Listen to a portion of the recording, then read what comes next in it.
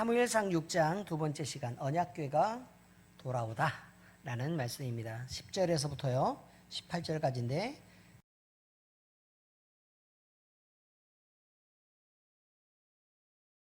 함께 읽도록 하겠습니다. 10절 그 사람들이 그같이 하여 젖나는 소 둘을 끌어다가 수레를 메우고 송아지들은 집에 가두고 여호와의 궤와 및 금쥐와 그들의 독종의 형상을 담은 상자를 수레 위에 실으니 암소가 벳세메스 길로 바로 행하여 대로로 가며 갈 때에 울고 좌우로 치우치지 아니하였고 블레셋 방백들은 벳세메스 경계선까지 따라가니라. 벳세메스 사람들이 골짜기에서 밀을 베다가 눈을 들어 궤를 보고 그 본 것을 기뻐하더니 수레가 벳세메스 사람 여호수아의 밭 큰 돌 있는 곳에 이르러 선지라. 무리가 수레에 나무를 패고 그 암소들을 번제물로 여호와께 드리고 레위인은 여호와의 궤와 그 궤와 함께 있는 금 보물 담긴 상자를 내려다가 큰 돌 위에 두매 그날에 벳세메스 사람들이 여호와께 번제와 다른 제사를 드리니라. 블레셋 다섯 방백이 이것을 보고 그날에 에그론으로 돌아갔더라. 블레셋 사람이 여호와께 속건 제물로 드린 금 독종은 이러하니 아스돗을 위하여 하나요, 가사를 위하여 하나요, 아스글론을 위하여 하나요, 가드를 위하여 하나요, 에그론을 위하여 하나이며 18절 함께 드린 바 금쥐들은 견고한 성읍에서부터 시골의 마을에까지 그리고 사람들이 여호와의 궤를 큰 돌에 이르기까지 다섯 방백들에게 속한 블레셋 사람들의 모든 성읍들의 수대로였더라. 그 돌은 벳세메스 사람 여호수아의 밭에 오늘까지 있더라. 아멘. 그 돌은 오늘까지 있었다. 그러면 자 가서 볼 사람이 있으면 가서 직접 봐봐 라는 뜻이겠죠. 어떤 의미인지 아시겠습니까? 그러면 이 말이 의미하는 것은 사실이다 라는 말입니다. 사실이다. 여러분, 하나님이 임재하십니다. 그런데 그 하나님이 자리를 차지하고 계시는 그 자리를 비워냈을 때, 다시 말하면 임재가 떠난 자리는 결국 혼란과 두려움으로 채워지게 됩니다. 사람들이요 하나님을 이렇게 마음속 자리에다가 하나님을 이렇게 비워내면 자기가 온통 채울 것처럼 보이지만 그렇지만 그렇지 않습니다. 거기는 주인도 없고 무주공산이어서 어떤 놈이든지 들어가기만 하면 주인이 되는 그런 상태가 되기 때문에 혼란이 점점 가중되게 됩니다. 그리고 지금 우리가 믿고 신뢰하고 의지할 대상이 사라졌기 때문에 두려움은 당연히 생길 수밖에 없죠. 블레셋 사람들은요 처음에 재앙이 있었을 때는 우연으로 여겼을 것입니다. 그러나 심판이 자꾸 반복돼요. 그러면 이상한데 이게 우연히 일어난 것 같지 않은데 또 반복돼요. 그럼 또 어때요? 그러면 그렇구나, 뭔가 우리에게 문제가 있어서 그렇구나 라고 생각하게 된다 그 말이에요. 그래서 자신들의 죄도 인정할 수밖에 없었습니다. 그런데 그래서 그들은 금 독종과 금쥐를 만들어서요 우리가 잘못했습니다 라고 인정하는 속건제를 드렸으며 하나님 앞에 자신들의 잘못을 고백하게 된 것입니다. 자, 한편 하나님께서 선택하신 방법은 더 놀라웠습니다. 젖나는 암소가 본능을 거스릅니다. 그리고 아직 매보지도 않은 멍에를 메고 하나님의 궤가 실린 수레를 끌면서요 벳세메스를 향해서 곧은 길로 걸었습니다. 근데 자기들이 지금 젖먹이는 앙소였기 때문에 젖이 점점 이게 불어나면 사실 굉장히 통증이 있습니다. 굉장히 통증이 있어서요 사실 몸살에 걸리죠. 문제는 그 통증이 있을 때에 빨리 송아지한테 젖을 먹이고 싶은 게 어미의 본능입니다. 그런데 그 본능마저서 거스르고 하나님의 궤를 끌면서 벳세메스를 향해서 갔다는 얘기입니다.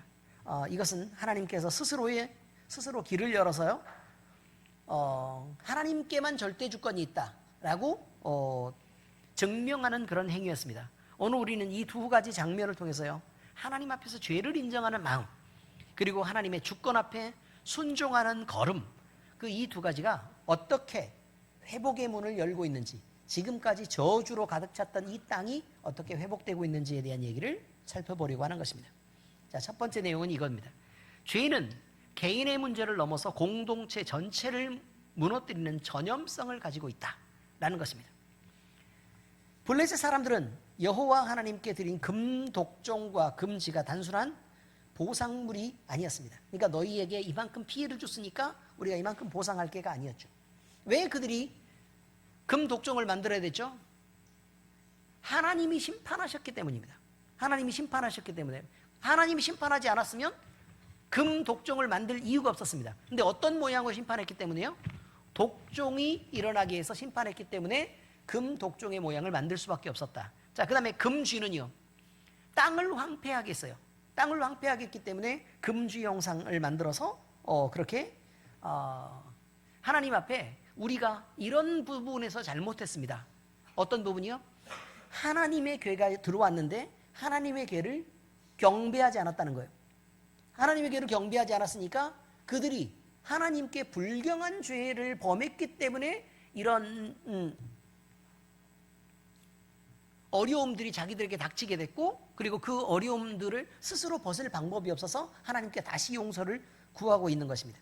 본문 17절은요, 이 사람들이 드렸던 금독종의 수를 열거하면서요, 아스돗, 가사, 아스글론, 가드, 에글론이라는 블레셋의 5 성읍들을 나열하고 있습니다. 그런데 이 도시들은 블레셋을 구성하고 있는 정치 군사적 요충지였습니다. 여러분에게 미리 말씀드렸지만 여기가 대해가 지금 이렇게 있잖아요. 대해가 있어요. 그러면 여기 해변길을 따라서요, 여기 쭉 이렇게 블레셋의 5 성읍들이 이렇게 나열되어 있어요. 근데 왜 여기에 자리를 잡고 있었느냐? 그러면 원래 블레셋 사람들의 민족이 섬민족이었단 말이에요. 철기를 다루는 섬민족들이라 이쪽으로 해변 쪽으로 와서 정착을 했었는데, 그들이 자신들이 가졌던 강력한 무기를 가지고 이 안쪽에 있었던 이스라엘을 약탈했었던 그런 역사를 갖고 있었습니다. 자, 그런데요, 이들이 각각 5 성읍이 이렇게 있었던 것은요, 그들이 한 개의 나라로 커진 것이 아니라 5개 각각의 도시를 중심으로 해서 그들의 그 도시를 관장하는 왕이 따로 있었고, 이걸 방백이라 그래요. 방백이라 그러는데, 이 도시는 자치주였어요. 자치주였는데, 근데 여기서 정치적으로도 경제적으로도 그냥 독립적으로 지금 이렇게 움직이고 있었어요. 그런데 아예 서로 달랐던 게 아니고, 블레셋 같은 민족들이잖아요. 같은 민족들이니까 비슷비슷했던 거예요. 비슷비슷했어. 그러니까 5 방백들이 서로 연합체를 구성할 수도 있었고, 서로 회의를 할 수도 있었고, 같은 민족이기 때문에 서로 도울 수도 있었고, 전쟁에 또 함께 나갈 수도 있었고, 그냥 그렇다는 것을 얘기를 하는 것입니다. 그런데 이 블레셋 전역에 대해서 하나님은 심판하십니다. 그래서 한 지역을 넘어서요, 블레셋 전체가 하나님 앞에 범죄했다고 하나님은 인정하고 계시는 것이고, 그리고 온 민족이 함께 심판받고 있었다는 것을 이야기하고 있습니다. 그래서 성경은 재앙의 원인을 독종이나 쥐의 번성 자체로, 그러니까 질병이나 아니면 그 쥐가 해충이나 이런 쥐가 번성했기 때문에 얘네가 고생했던 것으로 말하지 않는다, 그 말이에요. 모든 재앙은 한 가지 원인에서 시작되었다고 말합니다. 하나님의 거룩하심을 대적하고 지존하신 하나님을 조롱한 죄가 그들의 죄였습니다.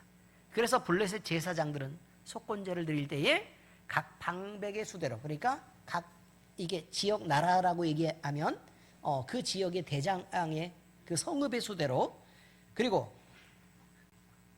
금독종과 금지를 만들게 했었던 것입니다. 하나님을 대적하는 죄는 개인의 문제가 아닙니다.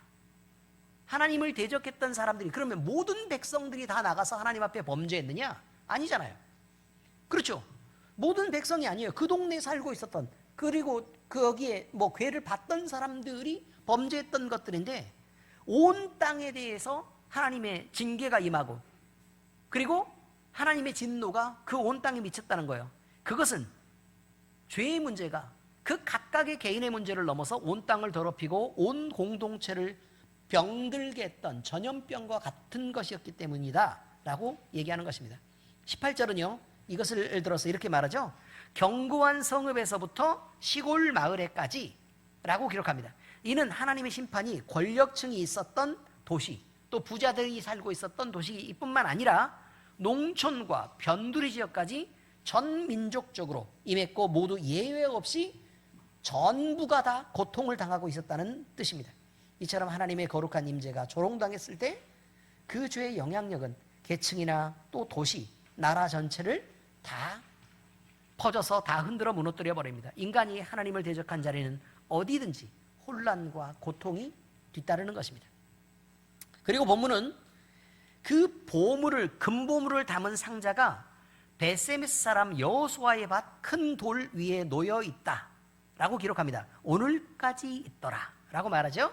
이것은 실패의 역사를 기록한 것을 넘어서요, 죄의 결과를 너희들이 매번 그 돌을 보고 기억하고 잊지 말라는 하나님의 경고입니다.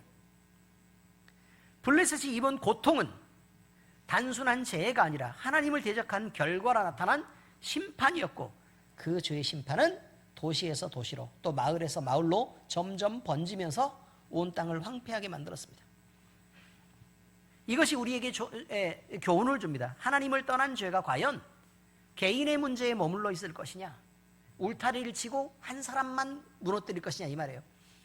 교회에 어떤 사람 하나가 부패하고 또 어떤 사람이 문제가 있으면 과연 그것이 한 사람만의 문제일까, 아니면 다른 사람에게 두루 영향을 주고 공동체를 병들게 할까라는 것입니다. 또 한 가정에 어떤 한 사람이 신앙을 버리고 하나님을 대적하기 시작하면 그게 한 사람만의 문제가 될까, 아니면 그 가정 전체의 문제가 될까 라고 묻는 것입니다. 여러분, 바로 이것입니다. 울타리 안에 그들의 죄가 머물러 있지 않았던 것처럼 우리들이 범하는 죄들도 우리 교회를 무너뜨릴 수도 있고 우리의 가정을 무너뜨릴 수 있습니다. 그래서 이웃과 공동체를 흔들고 또 민족 전체를 황폐하게 만드는 것입니다. 블레셋의 금독종과 금지는 바로 그것의 상징이었습니다. 하나님 앞에서 죄는 언제나 그 대가를 요구하고 그 영향력은 광범위하게 흘러갑니다. 언제나 우리는, 하나님은 사람들이 안 보는 죄까지 본다는 사실을 자꾸 잊어버리는 것 같아요. 그래서 하나님 앞에 지켜야 될 우리의 경건을 잃어버리는 것, 하나님 앞에 우리가 버려야 될 죄의 습관들을 여전히 갖고 있는 것들, 또 하나님 앞에서 우리가 드려야 될 것들을 못 드리고 하나님의 것을 착복하고 내가 누리면서 그걸 희희덕거리면서 즐거워하는 이런 모든 것들은 다 하나님 보시기에 부패하고 다들 골마가는 것입니다.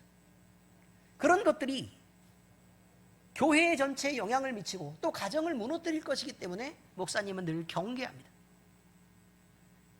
여러분, 죄를 가볍게 여기지 마시기 바랍니다. 하나님 앞에 늘 겸손하게 여러분 대하시기 바랍니다. 하나님은 만물을 부르시고 다스리시는 절대 주권의 하나님이며 주님 앞에서의 순종은 선택이 아니라 우리가 반드시 걸어야 될 길입니다. 여러분, 본문 12절은 이렇게 말하죠. 암소가 벳세메스 길로 바로 행하여 대로로 가며 갈 때에 울고 좌우로 치우치지 않았다, 이렇게 말합니다. 전나는 암소가 자기의 본능을 거스렸다는 뜻입니다. 또 멍에를 매보지 않은 그 소가 멍에를 메고 수레를 끌었다고 지금 얘기하고 있습니다. 그런데 옆길로 한 번도 세지 않고 곧바로 벳세메스로 향해 갔다라고 얘기합니다. 그런데 여러분, 왜 벳세메스로 갔을까요? 왜 블레셋 사람들은 벳세메스로 보내려고 했을까요? 이름이 좋잖아요. 예? 그러니까 가까운 지역이라 거기가요 제사장의 도시입니다. 자, 벳세메스가 어느 도시라고요? 제사장의 도시입니다. 제사장의 도시이기 때문에 교회가, 하나님의 교회가 있어야 될 위치를 블레셋 사람들도 알고 있었던 거예요. 그래서 벳세메스를 향해서 보낸 것입니다. 그래서 그러면서도요, 혹시나 이 소가 다른 데로 가지 않을까? 아니면 이 소가 또 돌아가지 않을까? 그 다음에 가더라도 베세메스를 향해 곧바로 가고 있는가? 라는 것을 블레셋 사람들은 확인하고 싶어 했어요. 왜냐하면 전매기가 있는 그 암소에게 멍에를 매가지고 베세메스 길로 보내봤을 때 그게 돌아오거나 아니면 옆길로 새면 이 징계는 하나님이 하신 것 아니다. 하나님이 하신 게 아니라는 거예요. 아니다. 그러니까 그걸 확인하고 싶어 했어요. 그래서 어디까지 따라왔냐면 이스라엘에서 블레셋의 경계에 이르는 그곳까지 쭉 그들은 따라서 왔습니다. 하나님은요, 절대 주권을 행사하고 계십니다. 창조의 질서는 늘 하나님이 정하신 대로 돌아가지만 또 어떤 상황에서는 그 본능과 창조의 질서라도 하나님이 원하시면 질서를 부여하신 하나님이기 때문에 얼마든지 그것을 넘어서 기적으로 역사하실 수 있는 분이 하나님입니다. 우리는 이것을 잊으면 안 됩니다. 그래서 하나님이 하신 일에 대해서 블레셋 사람들이 그 증거를 얻고자 했던 것을 기억해야 합니다. 여러분, 따라오라고 하나님이 그랬습니까? 아닙니다. 그리고 베세미스 사람들에게 이거를 맞이하라고 했습니까? 그것도 아닙니다. 블레셋 사람들은 자기들이 과연 맞게 하나님이 하신 게 맞는지를 확인하기 위해서 따라왔던 것이고, 그리고 블레셋 사람들은 괴가 오니까 그것을 받아줬던 것 뿐입니다. 베세메스 사람들은 그걸 받아줬던 것 뿐입니다. 그런데 여러분, 우리가요, 블레셋 사람들이 여기서 끝까지 하나님이 하신 일에 대해서 의심을 했던 장면들을 우리는 보게 됩니다. 따라왔잖아요, 계속. 그래요, 안 그래요? 그래서 끝까지 확인하려고 하는 거예요. 그럼에도 불구하고 하나님의 역사는 안 믿는 사람들이, 그리고 하나님이 아닌 것을 인정하고 싶어하는 그런 사람들이 아무리 추적해도 하나님의 주권은 흔들리지 않습니다. 그게 중요합니다. 우리에게 있어서요, 우리의 삶에 있어서 우리가 늘 이성적 순종을 하고 있다고 생각하시면 안 됩니다. 때로는 우리 생각에서 벗어나는 일들이 있을 것이고, 우리의 감정에서 부딪히는 일들이 있을 것이고, 또 우리의 열심보다 더한 것을 자꾸 요구하는 일이 있을 것이고, 우리가 가진 것보다 더 많은 것들을 하나님이 요구하시면서 너 헌신해라 라고 말씀하시는 때가 분명히 있을 것입니다. 그때 우리는 마음속에 어떤 생각이 듭니까? 불편하죠. 거리낍니다. 반발하게 됩니다. 그리고 여러 가지 다른 말들을 찾아서 불편한 것들을 드러냅니다.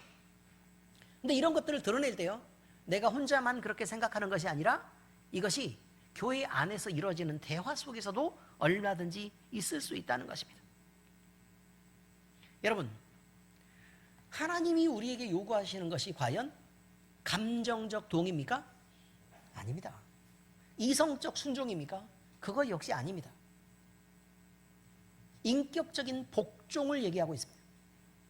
하나님이면, 하나님이 하시는 일이라면, 하나님이 이끌고 계시는 것이라면 내 감정에 반해도 그것이 아멘이어야 하고, 내 생각에서 서로 부딪히는 것이라도 그저 주님이시라면 옳습니다라고 말해야 되고, 내게 무리한 것을 요구하는 것처럼 보여도 하나님이시라면 주님이시기 때문에 나는 그대로 순종해서 내가 이렇게 헌신합니다, 아니면 이렇게 내게 있는 것들을 드립니다 라고 말할 수 있는 사람들이 되어야 됩니다. 암소를 생각하시기 바랍니다. 암소는 자기 새끼를 버리고 싶었겠습니까? 암소는 젖먹이를 떼어놓고 싶었겠습니까? 그렇지만 그럼 암소는 그러면 목숨을 버려서 번제로 드려지고 싶었겠습니까? 이것이 우리에게 순종을 요구하시는 하나님이시라는 것을 늘 기억하시기를 바랍니다. 하나님이 길을 여시고 수레를 끌라고 우리에게 요구하실 때 우리는 그 길을 걷고 있습니까? 아멘으로 화답하고 있습니까? 순종은 늘 내 마음에 합한 것을 동의할 때 순종이라고 말하지 않습니다. 여러 번 말씀드리지만 내가 감정적으로 서로 부딪히는 일, 이성적으로 용납이 안 되는 그 일이라도 주님의 뜻이라면 그저 예 라고 말씀하고 따르는 것을 순종이라고 얘기합니다. 암소는 울고 있었다고 말합니다. 그 울음은 길을 거부하는 울음이 아니라 하나님의 뜻을 거스르지 못하는 자리에서의 몸부림입니다. 우리 역시 하나님을 섬기려고 그 길을 걸어갈 때 주님이 맡기신 궤를, 하나님이 맡기신 궤를 한 번도 매보지 않은 그 멍에를 메고 우리가 주님이 요구하시는 그 길을 걸어갈 때, 그리고 그 끝에는 열심히 잘 걸어가면 번제가 있는 그 길을 걸으라고 얘기할 때 우리가 늘 기뻐서 앞으로 순종하겠습니까? 그건 아닐 것이라 이 말이에요. 때로는 눈물을 흘릴 것입니다. 때로는 너무 힘에 벅찰 것입니다. 그럼에도 불구하고 순종하는 그 걸음 속에 하나님의 역사가 일어납니다. 암소는 본능을 넘어섰고 길을 건너섰으며 하나님의 언약궤를 이스라엘 백성에게 돌려주는 하나님의 일을 하는 도구가 되었습니다. 순종은 나의 능력이 아니라 하나님이 주권으로 이끄시는 길에 내가 발을 암소처럼 내디뎌 가는 것입니다. 우리의 삶에서도 하나님은 때로 우리가 이해 못하는, 때로 원하지 않고 우리 기준에 벗어나는 길을 열어가십니다. 때로 우리는 그 길이 부담스럽고 눈물 나도록 싫은 길일 수도 있습니다. 언제나 우리가 즐겁기만 하겠습니까? 그러나 하나님이 요구하시고 이끄는 그 길이라면 결국 그 길이 우리가 구원받기에 가장 안전한 길이고 또 우리의 영혼이 가장 복된 길이 될 것이며 반드시 우리가 순종하고 따라야 될 길이 바로 우리의 창조주 하나님이 말씀하시는 길입니다.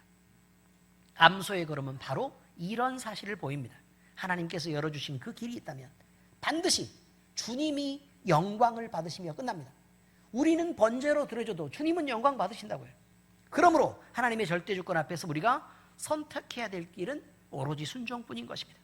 그러므로 믿음을 가진 여러분, 우리 모두에게 주어진 가장 영광스러운 길, 주님을 따르는 길을 따르시는 것을 늘 결단하시고 선택해 가시기 바랍니다. 블레셋의 땅에서 떠나버린 언약궤가 다시 이스라엘로 돌아온 것은 하나님께서 자기 자신의 거룩하심을 드러내시고 임재를 다시 회복하시는 하나님의 역사입니다. 블레셋이 드린 속건제는 죄가 공동체 전체를 무너뜨린다는 경고였고, 전나는 암소의 곧은 걸음은 하나님 앞에서 누가 어떤 모양으로 어떤 순종을 보여야 되는지에 대한 설교입니다.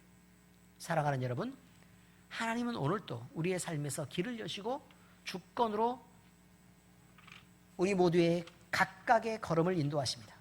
우리는 그 거룩한 부르심 앞에서, 그리고 매지 않은 멍에를 메라, 끌지 않은 수레를 끌어라 라고 말씀하시는 그 소명 앞에서 마음을 낮추고 순종하는 걸음을 걸어야 합니다.